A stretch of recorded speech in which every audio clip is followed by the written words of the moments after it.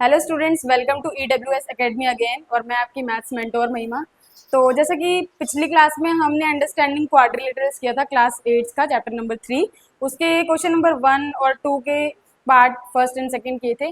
तो आज हम उसी को कंटिन्यू करेंगे, ज़्यादा देरी नहीं करेंगे। क्वेश्चन नंबर 2 का करते हैं स्टार्ट, पार्ट नंबर 3। तो हमारे एक्सरसाइज 3.3 में जो क्वेश्चन नंबर 2 का पार्ट 3 है वो क्या कह रहा है, consider the following parallelograms, find the values of the unknown x y z. इसमें क्या बोला है कि हमें एक्स वाई जेड की वैल्यू निकालनी है। इसकी मैंने कुछ प्रॉपर्टीज बताई थी आपको प्रीवियस वीडियो में, तो अगर आपको प्रॉपर्टीज और इसके इंट्रोडक्शन जानना है तो आप मेरी प्रीवियस वीडियो को वॉच कर सकते हैं। और आगे हम इस एक्स वाई जेड की वैल्यू निकालते हैं। तो इसमें जो हमारा y है और जो x है वो फाइंड करना है, एज वेल एज हमें z भी फाइंड करना है। तो वो हम कैसे करेंगे, तो मैं लिख सकती हूँ x is equal to 90 degree and property में लिखूंगी वर्टिकली अपोजिट एंगल। तो यहाँ से मेरे को x की वैल्यू मिल गई 90 डिग्री। ऐसे आपको पता है कि ट्राइंगल का जो सम होता है वो हमारा 180 डिग्री होता है। जो हमारे तीनों कोणों का जो सम होता है, जो योग होता है, वो हमारा 180 डिग्री होता है। तो मैं लिख सकती हूँ x plus y plus 30 degree is equal to 180 degree by which property, angle sum property of a triangle.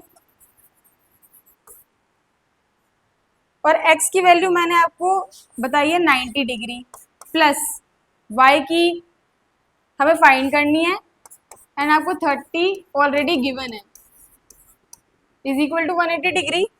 तो 90 प्लस 30 हमारा कितना होता है 120, plus y is equal to 180। तो मैं इसको इस तरीके से लिख सकती हूँ y is equal to 180 minus 120। 180 minus 120 हमारा कितना हो जाएगा 60 डिग्री। तो अगर y की वैल्यू हमारी 60 डिग्री आ गई तो मैं इस तरीके से लिख सकती हूँ कि हमारी z की वैल्यू भी 60 डिग्री होगी। y is equal to z लिख सकती हूँ by the property of alternate interior angle. तो मेरी z की वैल्यू भी 60 डिग्री आ गई। तो इस तरीके से हमारी z की, y की एंड सॉरी इस तरीके से हमारे z x की, y की एंड z की वैल्यू निकल गई। नेक्स्ट हम करते हैं पार्ट नंबर 4। पॉज करो वीडियो को। तो अगेन हमें पार्ट नंबर 4 में एक्स वाई जेड की वैल्यू फाइंड करनी है। तो हम कर सकते हैं y is equal to 80 by the property of angles of a parallelogram,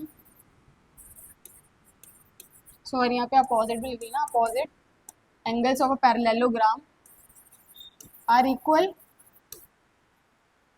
तो यहाँ से मेरी y की वैल्यू आ गई।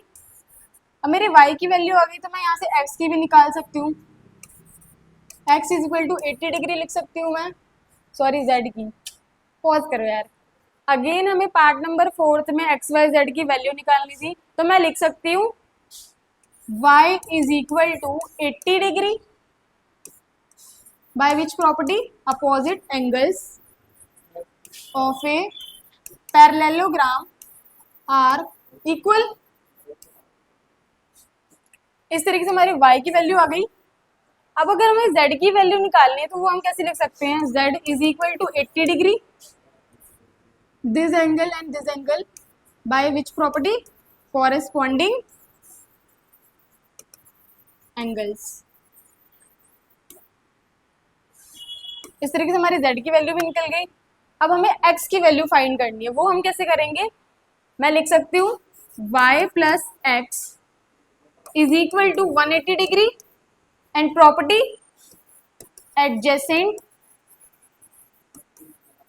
Angles of a parallelogram are supplementary.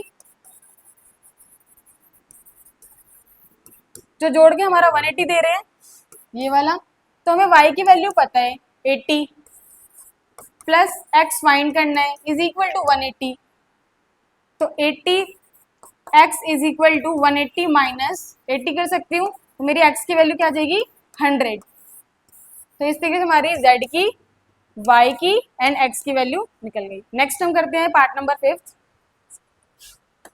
तो स्टार्ट करते हैं पार्ट नंबर 5, जिसमें आपको कुछ वैल्यूज गिवन दे रखी है, जैसे 112 एंड 40, और हमें एक्स वाई जेड की वैल्यू फाइंड करनी है अगेन।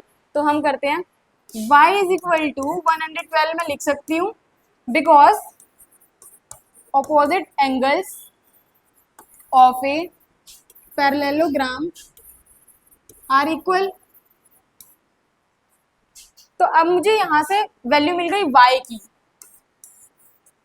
और मेरे को x की निकालनी है। तो ये जो हमारे जो ट्राइंगल बन रहे हैं, तो हमें पता है एक जो ट्राइंगल का जो सम होता है वो कितना होता है, सभी एंगल का सम 180 डिग्री। तो मैं यहाँ लिख सकती हूँ x प्लस वाई प्लस ये जो गिवन 40 है 40 degree is equal to 180 degree. Property लगा दो, angle sum, property of a triangle. फिर आगे हम क्या करेंगे, हमें x की वैल्यू फाइंड करनी है, प्लस y हमें यहाँ से मिल गया 112 प्लस गिवन हमें 40 दे रखा है इज इक्वल टू 180 डिग्री। अब इन दोनों को प्लस कर लो, x plus 152 is equal to 180, x is equal to 180 minus 152। तो हमारी x की वैल्यू कितनी आ जाएगी 28 डिग्री। अब जब x की वैल्यू 28 आ गई तो हमारी z की वैल्यू भी 20 ही आएगी। मैं लिख सकती हूँ x is equal to z, property लगा दो यहाँ पे, ऑल्टरनेट इंटीरियर एंगल।